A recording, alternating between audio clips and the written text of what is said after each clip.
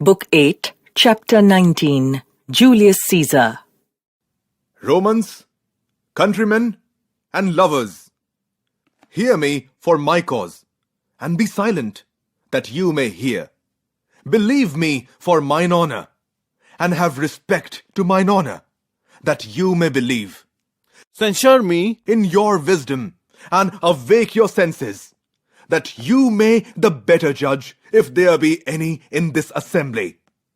Any dear friend of Caesar's, to him I say, that Brutus's love to Caesar was no less than his.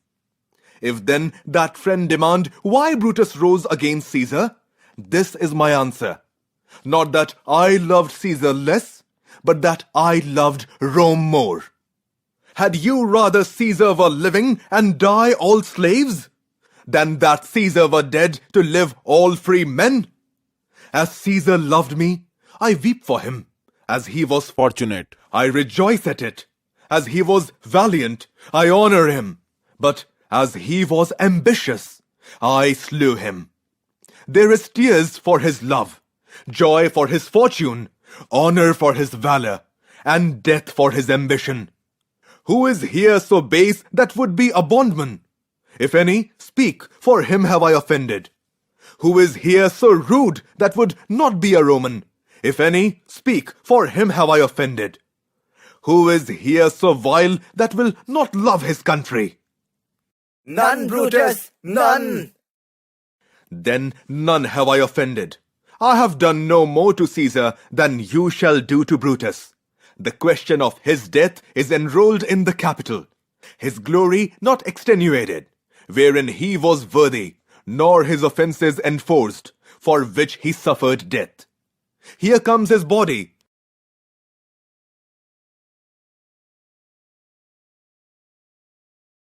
mourned by Mark Antony, who, though he had no hand in his death, shall receive the benefit of his dying, a place in the commonwealth, as which of you shall not?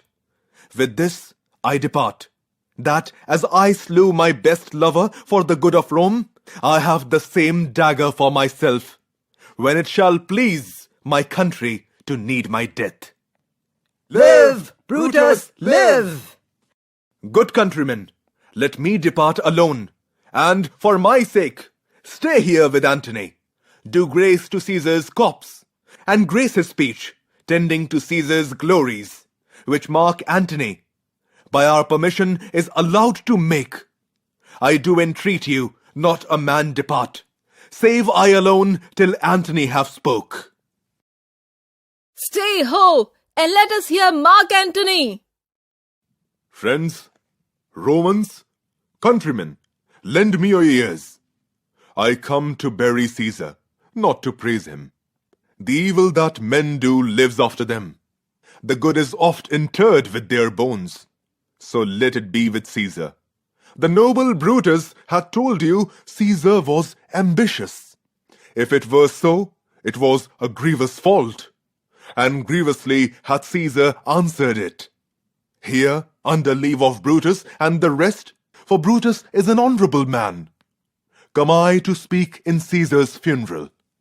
He was my friend, faithful and just to me. But Brutus says he was ambitious, and Brutus is an honourable man. He hath brought many captives home to Rome, whose ransoms did the general coffers fill. Did this in Caesar seem ambitious? When that the poor have cried, Caesar hath wept. Ambition should be made of sterner stuff. Yet Brutus says he was ambitious, and Brutus is an honourable man. You all did see that on the Lupercal. I thrice presented him a kingly crown, which he did thrice refuse. Was this ambition? Yet Brutus says he was ambitious, and sure he is an honourable man. I speak not to disprove what Brutus spoke, but here I am to speak what I do know. You all did love him once, not without cause. What cause withholds you then to mourn for him? O judgment, thou art fled to brutish beasts, and men have lost their reason. Bear with me. My heart is in the coffin there with Caesar, and I must pause till it come back to me. Poor soul, his eyes are red as fire with weeping. There's not a nobler man in Rome than Antony. But yesterday the word of Caesar might have stood against the world. Now lies he there, and none so poor to do him reverence. O masters, if I were disposed to stir your hearts and minds to mutiny and rage, I should do Brutus wrong and Cassius wrong, who, you all know, are honourable men. I will not do them wrong. I rather choose to wrong the dead, to wrong myself and you. Then I will wrong such honourable men. But here's a parchment with the seal of Caesar. I found it in his closet. 'Tis his will. Let but the commons hear this testament, which, pardon me, I do not mean to read. And they would go and kiss dead Caesar's wounds, and dip their napkins in his sacred blood. Yea, beg a hair of him for memory. And, dying, mention it within their wills, bequeathing it as a rich legacy unto their issue. We'll hear the will. Read it, Mark Antony. Have patience, gentle friends, I must not read it. It will inflame you. It will make you mad. 'Tis good you know not that you are his heirs. I have o'ershot myself to tell you of it. I fear I wrong the honourable men, whose daggers have stabbed Caesar. I do fear it. They were villains, murderers. The will, read the will. If you have tears, prepare to shed them now. You all do know this mantle. I remember. The first time ever Caesar put it on, 'twas on a summer's evening in his tent. That day he overcame the nervy. Look, in this place ran Cassius's dagger through. See what a rent the envious Casca made. Through this the well-beloved Brutus stabbed. And as he plugged his cursed steel away, mark how the blood of Caesar followed it, as rushing out of doors to be resolved. If Brutus so unkindly knocked or no, for Brutus, as you know, was Caesar's angel. Judge, O you gods, how dearly Caesar loved him. This was the most unkindest cut of all, for when the noble Caesar saw him stab, ingratitude, more strong than traitors' arms, quite vanquished him, then burst his mighty heart, and in his mantle muffling up his face, even at the base of Pompey's statue, which all the while ran blood, great Caesar fell. Oh, what a fall was there, my countrymen! Then I, and you, and all of us fell down, whilst bloody treason flourished over us.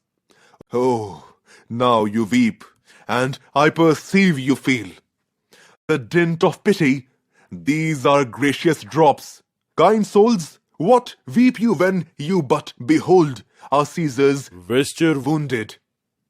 Look you here, here is himself marred, as you see, with traitors. Oh, traitors, villains! Good friends, sweet friends, let me not stir you up to such a sudden flood of mutiny. They that have done this deed are honourable. What private griefs they have, alas, I know not, that made them do it. They are wise and honourable, and will, no doubt with reasons, answer you. I come not, friends, to steal away your hearts. I am no orator, as Brutus is, but as you know me all, a plain, blunt man. That love my friend, and that they know full well, that gave me public leave to speak of him. For I have neither wit, nor words, nor worth, action, nor utterance, nor the power of speech, to stir men's blood. I only speak right on. I tell you that which you yourselves do. Show you sweet Caesar's wounds, poor, poor, dumb mouths, and bid them speak for me. But were I Brutus, and Brutus Antony, there were an Antony, would ruffle up your spirits and put a tongue in every wound of Caesar that should move the stones of Rome to rise and mutiny. We'll mutiny! Why, friends, you go to do you know not what? Wherein hath Caesar thus deserved your loves? Alas, you know not. I must tell you then, you have forgot the will I told you of. Most true, the will. Let's stay and hear the will. Here is the will, and under Caesar's seal, to every Roman citizen he gives, to every several man, 75 drachmas. Moreover, he had left you all his walks, his private arbours, and new planted orchards. On this side of Tiber, he hath left them you, and to your heirs forever, common pleasures, to walk abroad and recreate yourselves. Here was a Caesar. When comes such another? Never, never. Come away, away. Now let it work, mischief. Thou art afoot. Take thou what course thou wilt.